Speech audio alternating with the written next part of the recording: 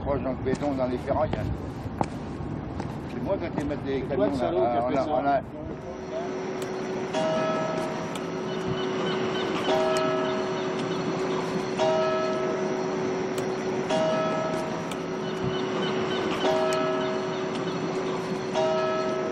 Je crois qu'effectivement, il y a une culture de valeurs chrétiennes, alors ça, qui est indéniable, qui est une valeur en tout cas dans l'histoire religieuse récente, qui est une valeur de tolérance et d'accueil.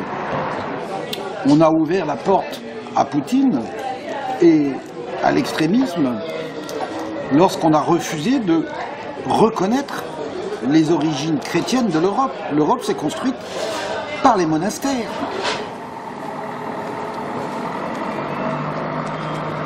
À la messe, à la sortie de la messe, on parlait. Donc est-ce que la diminution de la pratique religieuse n'a pas aussi pour effet de casser ce relationnel? C'est pas impossible. Tu vois les ex-voto, les bateaux, généralement, les marins, quand ils naviguaient sur les longs courriers, ils faisaient des maquettes, des modèles réduits, par plaisir, pour s'occuper.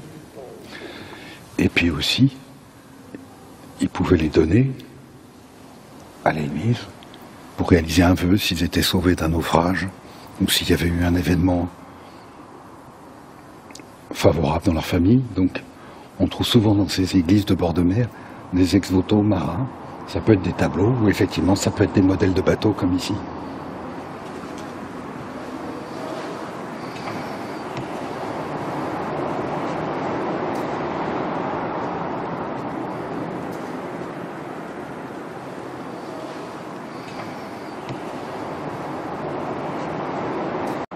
Moi, j'ai grandi à Lorient, une ville en bord de mer, évidemment.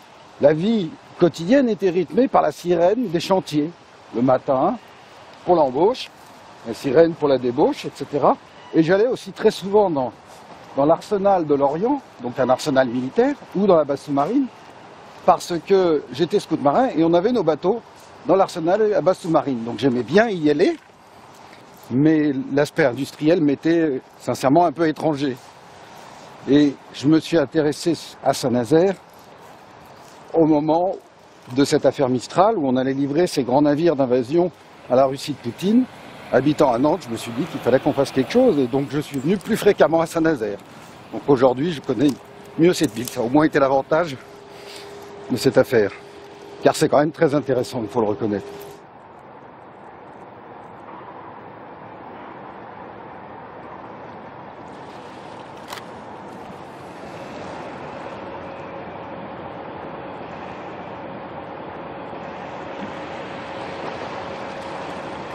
Le site est magnifique. Ici, on voit le pont de Saint-Nazaire-Saint-Brévin sur un petit banc de brume sur l'estuaire.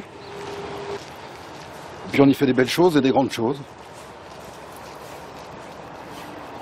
Dans ma famille et dans mon groupe d'amis, mon groupe social, on est plutôt relativement conservateur et on est très généralement de droite.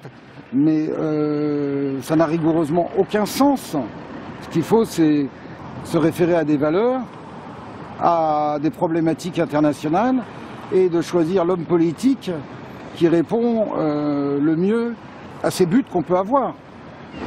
Alors les problèmes de société qu'on a aujourd'hui, où on essaye de se créer des fausses identifications, pour qui ça va le plus mal, on s'identifie à Daesh, pour d'autres on s'identifie à l'extrême droite, on s'identifie au poutinisme, c'est tout simplement parce qu'on n'a rien d'autre à se raccrocher. On a un modèle qui est un modèle économique, purement économique, de mondialisation, qui est peut-être nécessaire ou pas, c'est pas le problème, mais on n'a rien d'autre à proposer. Donc on se raccroche à des sortes de religions de pacotille, à des idéaux de pacotille, alors qu'on a tout ce qu'il faut ici pour nous enraciner et donner un sens à notre vie.